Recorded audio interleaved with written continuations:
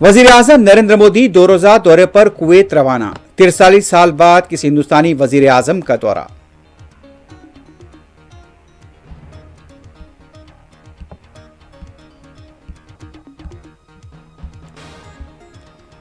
पंजाब की 5 municipal corporation, 44 councils व नगर पंचायतों के लिए आज वोटिंग। पुलिस का वसीतर बंदोबस्त।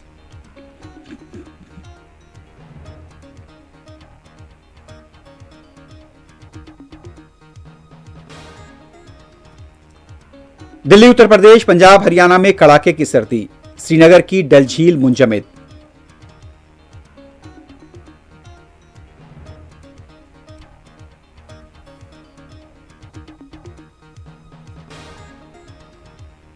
हैदराबाद के माधवपुर में सतावा लेक बिल्डिंग में लगी आग, जानी नुकसानात की इत्तला नहीं।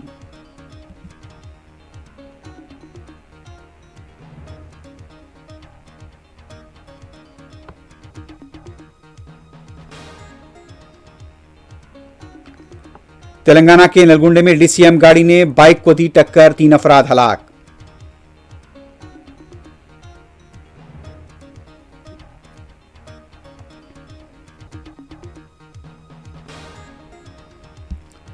गाजा पट्टी पर यहूदी फौज का शबखून, 25 से ज्यादा शहीद। मगरबी किनारे में यहूदी बाजाबादकारों का मस्जिद पर हमला।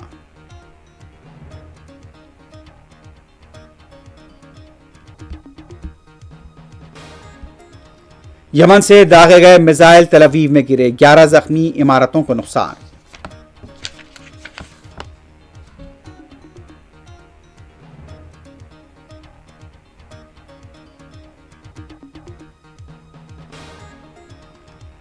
जर्मनी में ज़ईफ शख्स ने हुजूम पर गाड़ी चढ़ा दी, 2 हलाक, 80 जख्मी। क्रिसमस के बाजार में अफरा तफरी।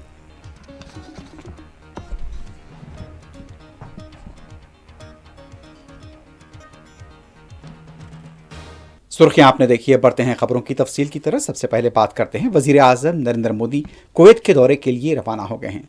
43 साल के बाद किसी हिंदुस्तानी वजीर आजम का यह पहला दौरा बताया जा रहा है। वजीर आजम नरेंद्र मोदी ने अब ट्वीट करते हुए यह बताया कि वो कुवैत के लिए रवाना हो रहे हैं। जराये के मुताबिक शेख मिशाल अहमद अल सबा अमीर कुवैत की दावत पर वजीर आजम नरेंद्र मोदी कुवैत के लिए रवाना हुए हैं। कुवैत में वजीर आजम नरेंद्र मोदी कुवैत की क़यादत से बाहमी ताल्लुकात के फ़रोग़ और कई उमूर पर तबादले ख्याल करेंगे। वजीर आजम नरेंद्र मोदी का इस वक्त दौरा हो रहा है जब गाजा पर यहूदी फौज के हमले जारी हैं। शाम में एक नई हुकूमत मंजर आम पर आई है। मशीक़ वस्ता के साथ साथ कुवैत और हिंदुस्तान के ताल्लुकात को मुस्तहकम बनाने के उमूर पर बातचीत होने का इम्कान है। इसके अलावा वजीर आजम नरेंद्र मोदी कुवैत में मुकीम हिंदुस्तानी तारकीन वतन से भी मुलाकात करेंगे।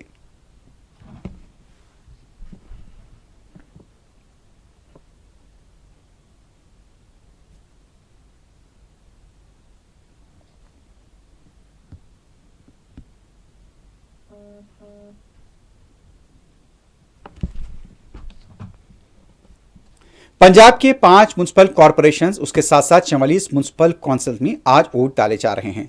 नगर पंचायतों के लिए भी आज वोट हो रहे हैं और आज सुबह से वोटिंग का आगाज हो चुका है और यह बताया जा रहा है कि वोटिंग का यह अमल 4 बजे तक जारी रहेगा। और इस तरह से इत्तलात मिल रही हैं कि रायदही के फौरी बाद वोटों की गिनती का अमल शुरू कर दिया जाएगा। इस सिलसिले में पुलिस का वसीतर बंदोबस्त देखा गया है। बठिंडा और दूसरे इलाकों से खबर मिल रही है कि सुबह के औकात में रायदही के मराकज पर आवाम की कतारें देखी जा रही हैं। आप पार्टी, कांग्रेस, शिरोमणि अकाली दल और बीजेपी में मुकाबला बताया जा रहा है।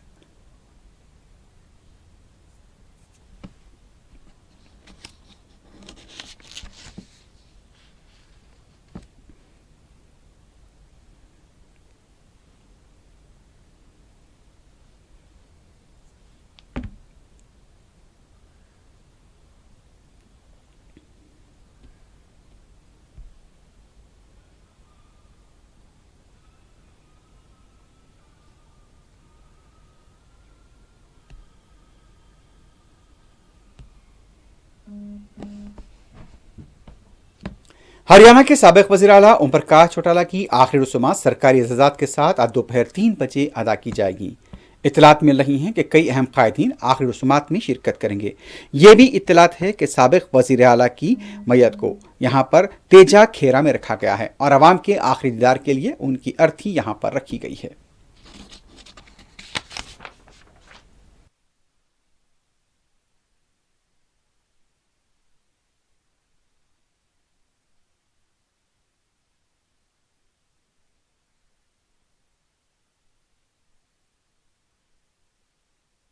अब मुल्क भर के मौसम की बात करते हैं। सबसे पहले कौमी दारकूमत दिल्ली लिए चलते हैं। दिल्ली में दर्जे हरारत में कमी बरकरार है और सुबह के औकात में गहरा कोहर भी देखा गया और बाज़ इलाकों से आलूगी की सतह में इजाफे का इम्कान है। ड्रोन से कुछ तस्वीर सामने आई हैं। बताया जाता है कि दिल्ली में 8 डिग्री तक यहाँ पर दर्जे हरारत है, जो कि एक नुमाया कमी इसमें बताई जा रही है। दिल्ली के आसपास के इलाकों में भी इस तरह की खबरें हैं कि यहाँ पर सर्दी की शिद्दत में इजाफा है, तो दूसरी तरफ सुबह के औकात में कोहर भी देखा जा रहा है। तो ड्रोन से ली गई तस्वीर हैं दिल्ली की। दिल्ली में सर्दी की शिद्दत में इजाफा हुआ है और यहाँ पर खास तौर पर कोहर जिसे कहा जाता है कि उससे विजिबिलिटी, नजर की हद भी मुतासिर हुई है।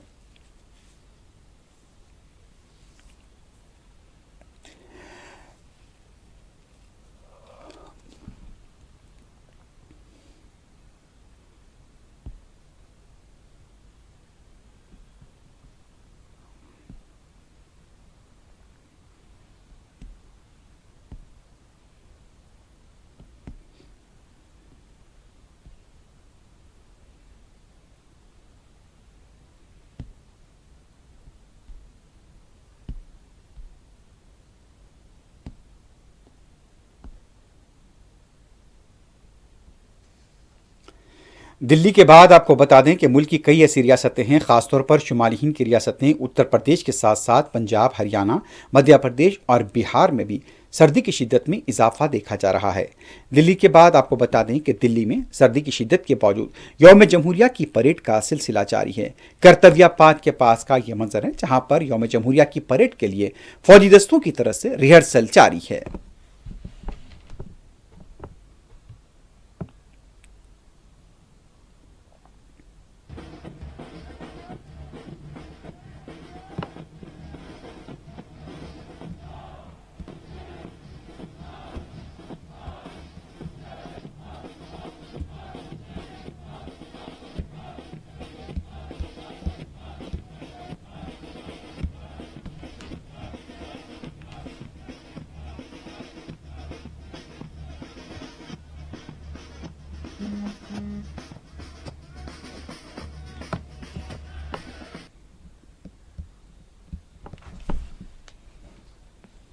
उत्तर प्रदेश के मुख्तलिफ अजला से खबर मिल रही है कि एक तरफ सर्दी की शिद्दत में गैर मामूली इजाफा हुआ है, तो दूसरी तरफ गहरा कोहर भी देखा जा रहा है।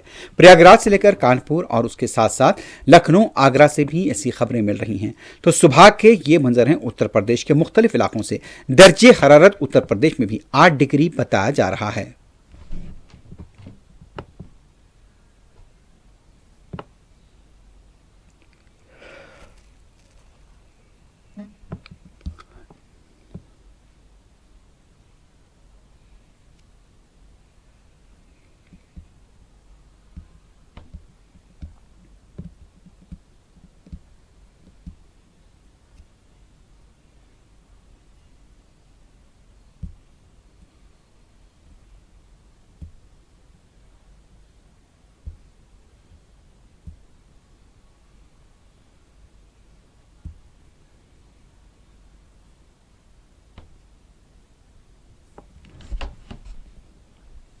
उत्तर प्रदेश के बाद कश्मीर की डल झील को आपको लिए चलते हैं। डल झील मुंजमद हुई देखी गई है।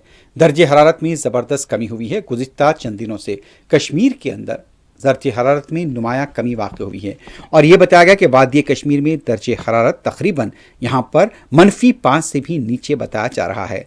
सुबह का ये मंजर है। डल झील पूरी तरह से मुंजमद देखी गई है।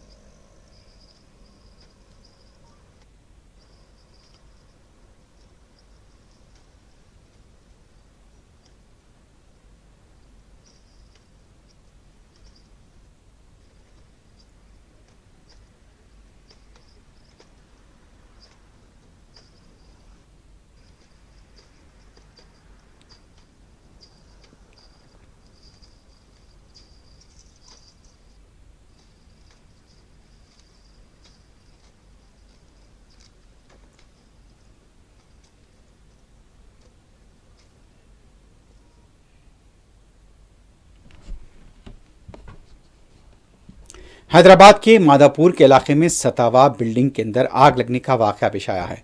बताया जाता है कि चौथी और पांचवीं मंजिल पर अचानक आग लग गई। सुबह के औकात में इत्तला मिलते ही फायर ब्रिगेड का अमला मुकाम वाक़े पर पहुंच गया।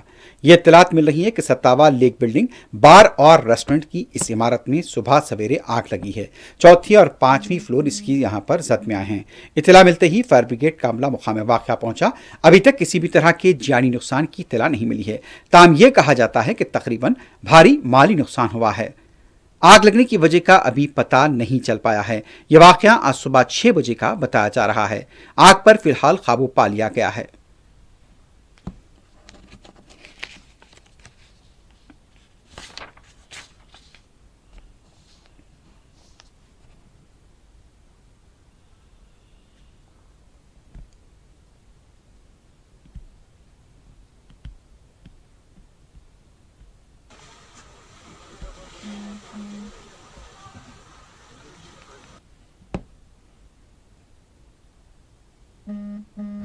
हैदराबाद के एलबी स्टेडियम के पास एक साबिका होमगार्ड पिकनिक टम्पर पर चढ़ गया। उसका यह कहना था कि तेलंगाना की तहरीक के दौरान उन्हें नौकरी से निकाल दिया गया था और बाद में रेवंत रेड्डी की तरफ से, जो कि मौजूदा वजीर आला हैं, यह वादा किया गया था कि कांग्रेस के इक़्तिदार में आने के बाद उनकी खिदमात को बहाल किया जाएगा। अंजनालू, जो कि होमगार्ड है, उसका कहना था कि 250 होमगार्ड्स को खिदमात से बरतरफ किया गया था। कांग्रेस की हुकूमत को आए 1 साल का अरसा हो गया है, लेकिन अभी तक उनकी खिदमात बहाल नहीं की गई। उसे नीचे लाने की कोशिश की जा रही है।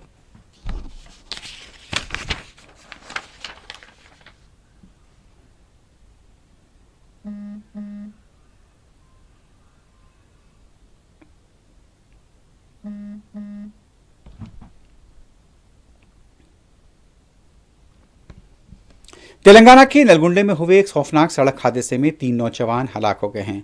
बताया जाता है कि देवरकुंडे के इलाके में डीसीएम वैन ने बाइक सवार को ढूंढ डाला और बाइक पर सवार 3 लोगों की बरसरे मौका मौत हो गई है।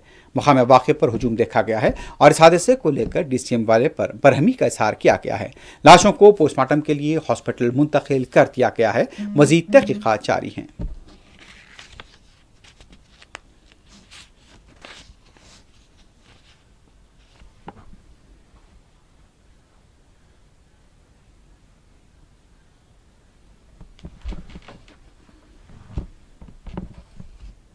अब बढ़ते हैं वैलाक़ामी खबरों की तरफ। गाजा पट्टी पर यहूदी फौज के हमलों का सिलसिला जारी है। 24 घंटों के दौरान 25 से ज्यादा फलस्तीनी शहीद हुए हैं। जबालिया के इलाके में यहूदी फौज की बमबारी हुई है। रॉयटर्स की रिपोर्ट के मुताबिक जुमे के दिन भी गाजा पट्टी में इसराइल के फजाई हमलों में जानी नुकसान हुए हैं। बताया जाता है कि 8 अफराद नुसीरत पनाह गज़ी कैंप के एक अपार्टमेंट में शहीद हो गए, जबकि 7 बच्चों के मशमूल कम से कम 10 अफराद जबालिया में शहीद हुए हैं। इंटरनेशनल मीडिया के मुताबिक इसराइल ने गाजा पर हमला उस वक्त शुरू किया जब हमास की ज़ेर-ए-क़यादत जंगजों ने 7 अक्टूबर 2023 को इसराइली एक कम्युनिटी पर हमला किया था। उसके बाद से हमलों का सिलसिला जारी है। अब तक फलस्तीनियों की हलाकतों की तादाद 45,000 से तजावज़ कर गई है। 23 लाख लोग बेघर हैं। 1 लाख से ज्यादा जख्मी बताए जा रहे हैं।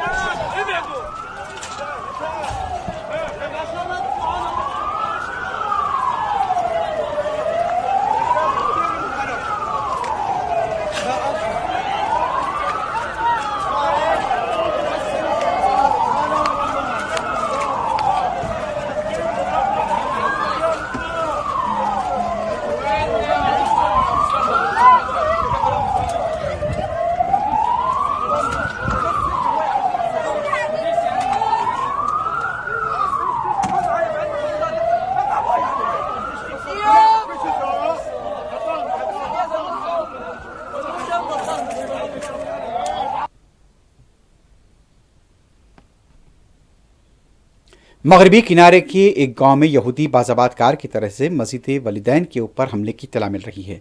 इसका एक सीसीटीवी भी मंजर-ए-आम पर आया है। बताया जाता है कि हमले के बाद मस्जिद को जलाने की कोशिश की गई। अल वलिदैन मस्जिद के अंदर कुछ इश्तियालंगेज नारे भी इब्रानी ज़बान में लिखे गए हैं। इस वाक़े के मंजरेआम पर आने के बाद मुकामी फ़लस्तीनियों की बड़ी तादाद वहां पर जमा हो गई। बताया जाता है कि यहूदी बाज़ाबातकार की तरफ से मगरबी किनारे के सल्फीद में मस्जिद को आग लगाने की कोशिश की गई। आग के हिस्से को, जैसा कि बताया जा रहा है कि जो वीडियो सामने आया है उसमें देखा गया है कि मस्जिद के हिस्से को आग लगाने की कोशिश की गई थी और इस तरह से देखा गया कि इसके अंदर 2-3 लोग मुलविस थे। और यहां पर इसका मंजर आने के बाद जिस तरह से सीसीटीवी सामने आया है, मुकामी फ़लस्तीनियों में बरहमी देखी जा रही है।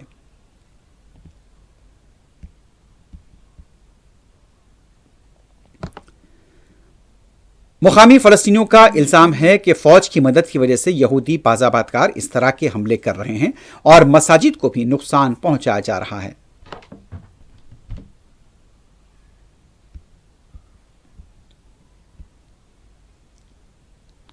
मस्जिद के पास इब्रानी ज़बान में अरबों के साथ साथ मुसलमानों के खिलाफ भी यहां पर अहानत आमेज रिमार्क किए गए हैं।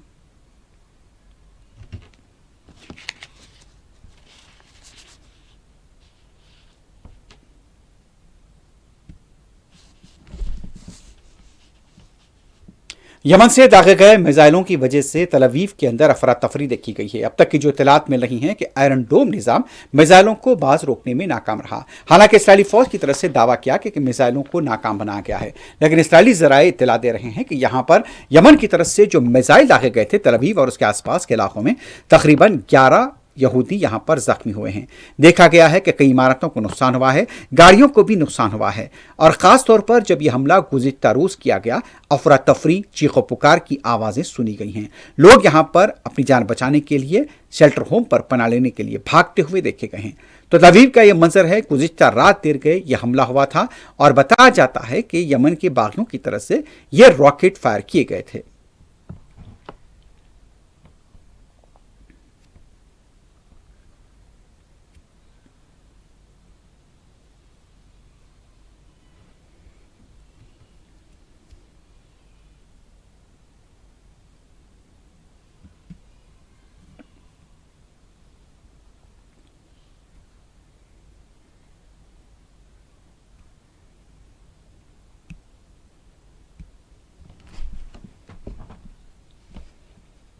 अब बात करते हैं मगरबी किनारे की। मगरबी किनारे में भी यहूदी फ़ौज की तरफ से क्रैकडाउन किया गया है। बताया जाता है कि जनीन के अलावा रमल्ला, हेब्रोन और नबलस से खबर मिल रही है कि यहूदी फ़ौज ने क्रैकडाउन किया है। कई फ़लस्तीनियों को गिरफ्तार किए जाने की भी इत्तला मिली है। बाज़ मकामात पर मज़ाहमतकारों के साथ यहूदी फ़ौज की झड़पें भी हुई हैं।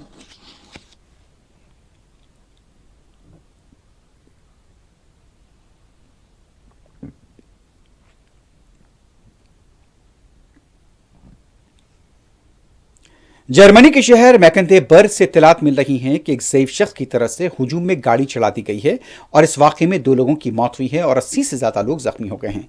यहाँ पर इस शख्स की शिनाख्त सऊदी अरब के साकिन की हैसियत से की गई है, लेकिन यह बताया जाता है कि वह साबिक़ सऊदी शहरी था और उसकी उम्र तकरीबन 70 साल से ज़्यादा बताई जा रही है।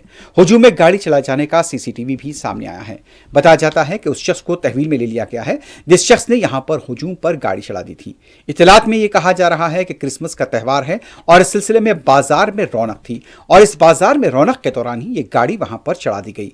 अभी तक की जो इत्तलात है कि बाज़ जख्मियों की हालत नाजुक बनी हुई है और यह भी कहा जाता है कि हलाकतों में इजाफा हो सकता है और उस शख्स से जो कि इस सिलसिले में गाड़ी चलाने के जिम्मेदार है उससे पूछताछ का सिलसिला जारी है।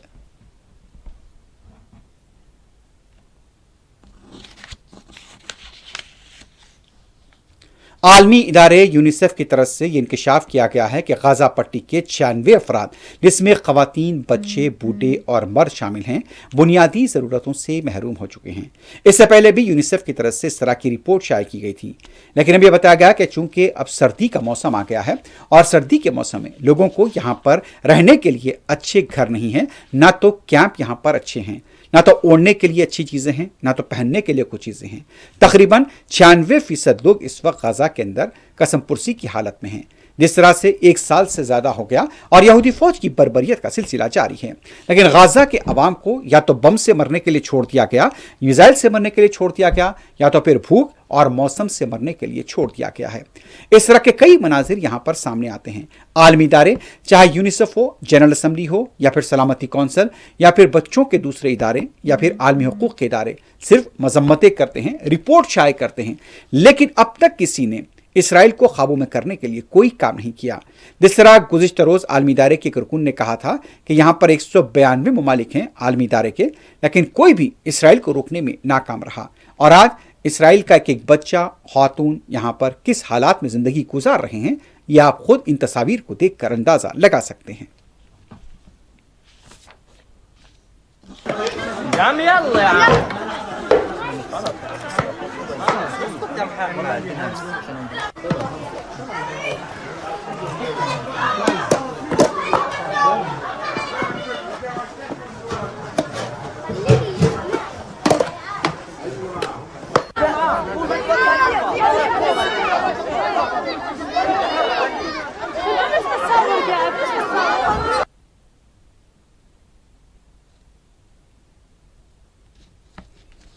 एक तरफ गाजा के लोगों की जिंदगी मुश्किल हो गई है, दूसरी तरफ गाजा के हॉस्पिटल खंडरों में तब्दील हो गए हैं।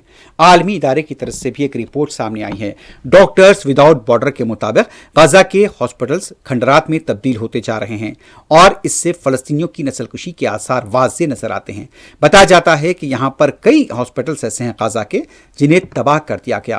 गाजा के अवाम को हर तरह से मारा जा रहा है। पहले बम से मारा जाता है, कोई बच जाता है तो वह इलाज ना होने की वजह से मर जाता है।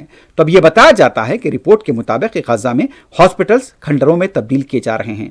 फलस्तीन की सरजमीन पर इस्राएली फौज की तरफ से नस्लकुशी के ये वाज़ेह आसार बताए जाते हैं। कई इमारतें मलबे के ढेर में तब्दील है। अभी भी यह कहा जाता है कि मलबे के नीचे हजारों लाशें दफन हो सकती हैं, लेकिन यहां पर कोई ऐसी मिशनरी नहीं है जिसके जरिए कि मलबे को हटाया जा सके।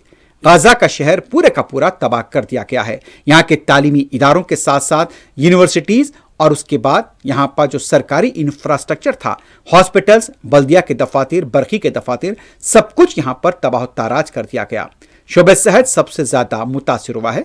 कुछ तस्वीर उसकी सामने आई हैं और यूनिसेफ हो या फिर दूसरा इदारा, चाहे वो डॉक्टर्स ऑफ विदाउट बॉर्डर्स क्यों ना हो, अफसोस का इजहार कर सकते हैं। उससे बढ़कर कोई कुछ नहीं कर सकता।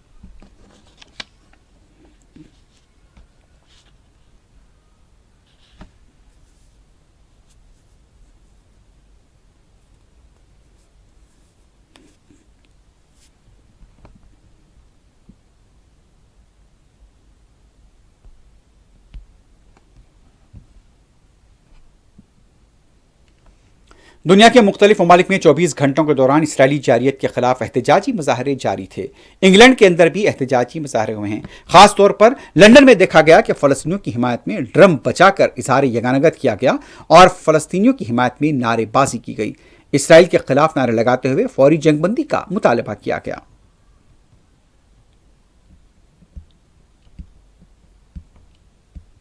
Brick by brick, wall by wall.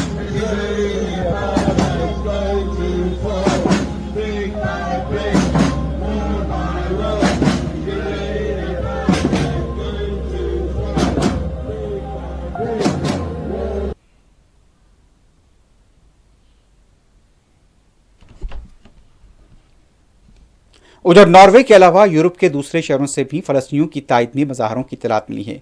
Oslo का एक मंजर सामने आया है और यहाँ पर देखा गया कि बड़ी तादाद में लोग यहाँ पर फलस्तीनियों की हिमायत में एहतजाज करते हुए देखे गए।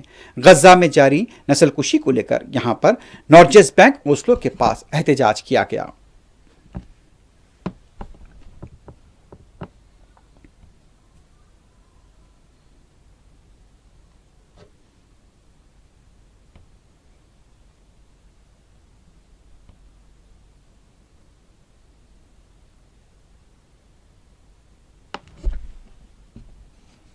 उधर यमन के दारुल सना से खबर मिल रही है कि जुमे की नमाज के बाद गुज़िश्ता रोज लाखों की तादाद में लोग सड़कों पर देखे गए। फलस्तीनियों की हिफाजत करते हुए यहाँ पर नारे लगाए गए।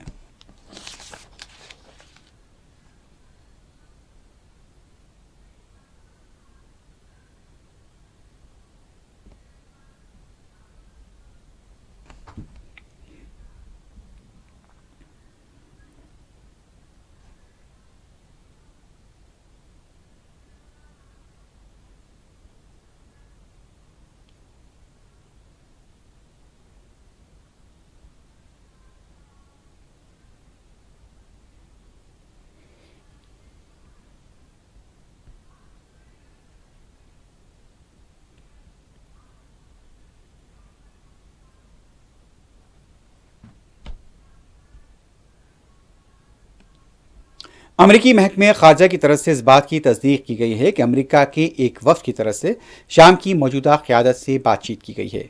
वाज़ेह है कि अमरीका की तरफ से तहरीरुल शाम के मौजूदा रहनुमा अहमद अल जुलानी के खिलाफ कुछ इनाम का ऐलान किया गया था। अब उस इनाम से दस्तबरदारी का ऐलान कर दिया गया है। बताया जाता है कि नई क़यादत के साथ मुख्तलिफ उमूर बशमूल दाइश की सरगर्मियों पर काबू पाने के सिलसिले में भी तबादला ख्याल किया गया है। वाज़ेह है कि अहमद अल जुलानी ने वाज़ेह तौर पर कहा था कि हम दुनिया को किसी भी मुल्क को अपना दुश्मन बनाना नहीं चाहते, हम सिर्फ शाम के अवाम की फलाह बहबूद और उनकी तरक्की के लिए ही काम करेंगे। वाज़ेह है कि बशर अल असद की मुल्क से फरारी के बाद तहरीरुल शाम की क़यादत ने शाम की जिम्मेदारी संभाल ली है और अहमद अल जुलानी उसकी सरबराह हैं।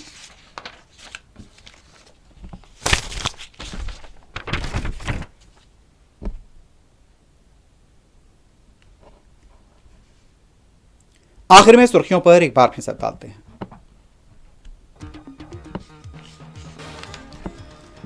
वजीर आजम नरेंद्र मोदी 2 रोजा दौरे पर कुवैत रवाना। 43 साल बाद किसी हिंदुस्तानी वजीर आजम का दौरा।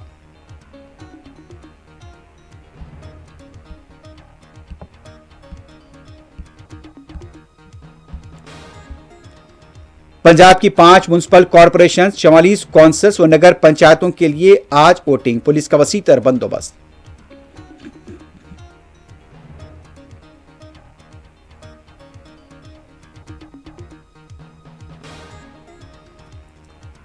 दिल्ली, उत्तर प्रदेश, पंजाब, हरियाणा में कड़ाके की सर्दी। श्रीनगर की डल झील मुंजमद।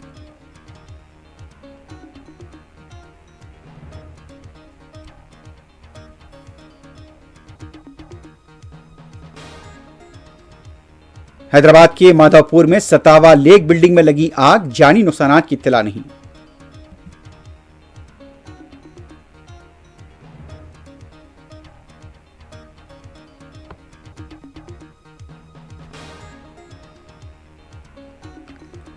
तेलंगाना के नलगुंडे में डीसीएम गाड़ी ने बाइक को दी टक्कर, 3 अफराद हलाक।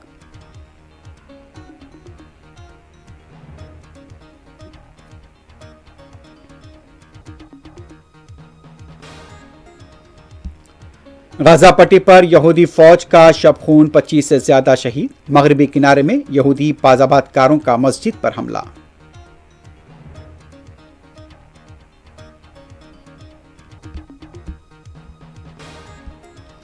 यमन से दागे गए मिसाइल तल अवीव में गिरे, 11 जख्मी, इमारतों को नुकसान।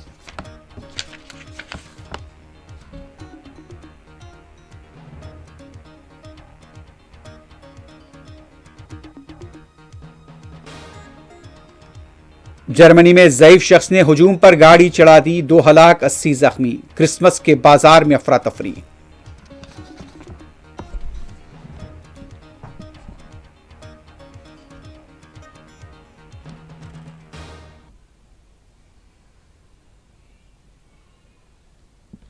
इसी के साथ ही न्यूज़ फर्स्ट अख्ताम को पहुंचती है। अल्लाह हाफ़िज़।